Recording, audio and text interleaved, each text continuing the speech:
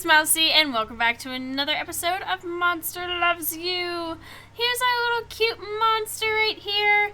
Isn't he adorable? I love him. Alright, so we have... we can politic with monsters or explore the whale mist. I want to explore. Alright.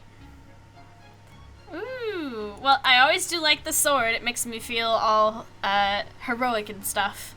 Alright, you find a red hood and a basket in the middle of the forest. A human house is nearby. Funny, you never noticed it before. There's a white picket fence out front. Ooh. Let's see. Circle the pretty little house. There's a great deal of blood in the yard, along with a half-dead wolf coughing weakly. Ask the wolf what happened. Woodcutters, friend. You can't trust them. Beware their axes. Even worse than knives. The wolf finishes dying. Bow your head in respect. You're not sure if you're respecting the human capacity for killing or the wolf's perfectly timed last words. But before you can come to a decision, you've grown bored. Take and eat some of the wolf's carcass. You haul the strangely heavy carcass back home, and Elder points out a sewn-up gash down the wolf's belly and says it was good work. Admit it was someone else who cut it open. Blah, blah, blah, blah. Your elder is impressed with your honesty and says so. You open up the gash and find stones inside the wolf. How odd.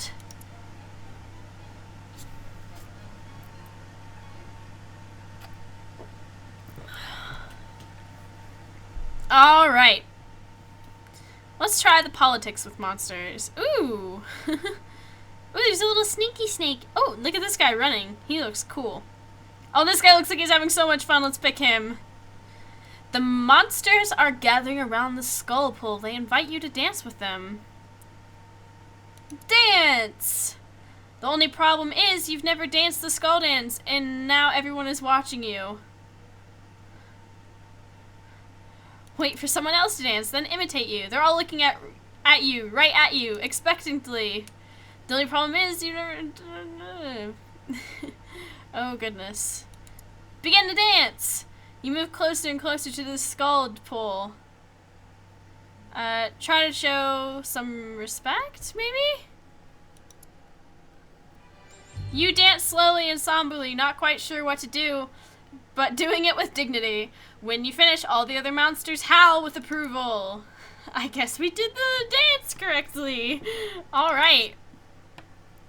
Let's do another politics one. These are new and cool. Okay, this one has a little puddle. Your neighbor, the elder monster, Alelia, walks slowly in the direction of the broad cave. Alelia who? She's one of your next door neighbors, but she's much older than you, months and months. She has tough scales and eyes of several different sizes. Watch her. She passes down the road. Some of the other elders nod to her, then go to her hovel and start smashing things. Ask Elder what's going on. Greed Blitz stops tearing apart Elia's dining room table and says, she feels herself beginning to dissolve. She's going to release herself and become one with the slime in the spawning vat. What? Oh, run after Ilia and thank her for her contribution. You're going to be remembered, Ilia, and we'll see a bit of you in every monsterling from now on. Ilia wipes a slimy tear from one of her smaller eyes and sniffs. Give her a hug. You hug Lilia, she squishes her body, is already starting to break down and dissolve. She breaks away, smiles one last time, and walks quickly towards the broad cave. You'll never see her again. Aww, that makes me so sad. Aww. Let's go be brave somewhere. This one looks like a blood splatter. That looks fun. You stalk the forest, hunting an elusive swift elk. Suddenly it emerges from the underbrush, lowering its antlers and pawing at the ground. It's going to charge! Perfect! Tear it apart! The elk charges at you and you duck under it, slashing a hole in its chest, but instead of a heart, you find nothing. The elk turns and catches you with his antlers and flings you into the tree. The elk bounds away. It's unkillable. There's nothing that's unkillable. Run after it. You keep chasing the elk until it pauses to drink from a stream. When you spring at it, with that limb and tear it limb from limb, head from body. Whoa! Its pieces are still twitching as you devour them. You are filled with strange heat, but it soon fades. The other monsters comment you on new swagger in your step as you return to Omen. What? What did I... Okay. That's quite interesting. Alright. Let's do this mouth one. It looks quite interesting. You're following a deer in the forest when the trail comes to an abrupt end just in front of a cave entrance. The hoof prints look strange, like the deer doubled back, walking backwards in its own tracks. It's a trap! Okay, so what do you do about it, smart monster? Turn the trap against the deer. You walk into the cave and find Hamrag taking one of his famous naps. The huge monster is known for his irritability when he's awakened. A twig snaps in the bushes. The deer is fleeing. Draw the deer closer. You shriek and crouch, readying your claws. Hamrag starts to wake up again. Now go! The deer has crept forward and watch you spring the trap. You catch it by surprise as you leap back out of the cave. You kill it with a single swipe of your claws. That'll teach it! Hamrag stumbles out of the cave, half asleep but ready to fight. Give him some deer meat. Ah! You mollify the huge monster with half the deer carcass. Hamrag says, "Hey, you can wake me up anytime if it's going to be with a meal like that." Aw, that's cool. Alright, let's go do a politics. Politics with monsters. Alright. Ooh, this one looks cute. Balefog and Gritmitten are arguing in the street over a cat. They both want kitty croquets for lunch. Sounds yummy. So what's the problem? Balefog says he caught the cat, but Gritmitten says it was on his larder before it got out. Both monsters turn to you as a neutral party to decide. Try to make everyone happy. Balefog holds the cat close, stroking it absently. The cat mews and rubs its head up against his chitinous gripper.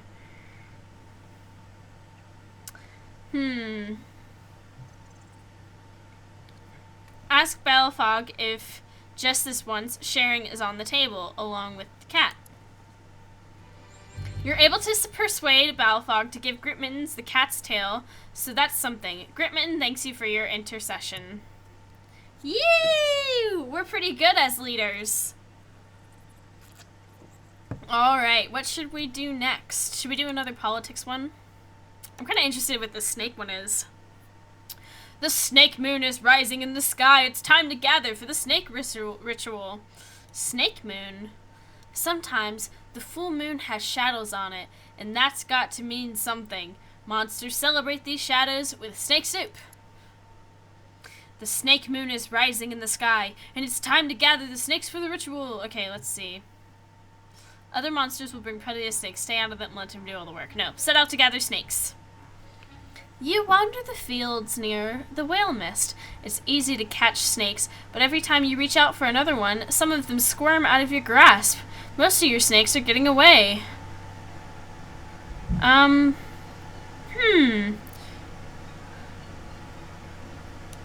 Here, let's kill them as we catch them. Alright. You come to the ritual with 10 snakes draped over your shoulders. Greet the other monsters with the dead snakes. Many of the other monsters brought live snakes, but they let you put your dead ones into the scaly cauldron. The monsters gather around the cauldron. Proofrock scrapes 2 sticks together to light the fire. It's going to be a fun night, and there was much rejoicing! Fantastic. Alright, let's do this paw print one. You and Nash Nash encounter the Proud Bear. This is an honor and a problem. The Proud Bear has killed monsters, something rare in the animal kingdom. He stares at you. Consider the bear. Nod cordially and leave. Formulate a plan of attack. Let's consider the bear. The bear is so potent that it deserves capital letters when being referred to. He shines from within, radiating a light invisible to the eye but plain to the heart.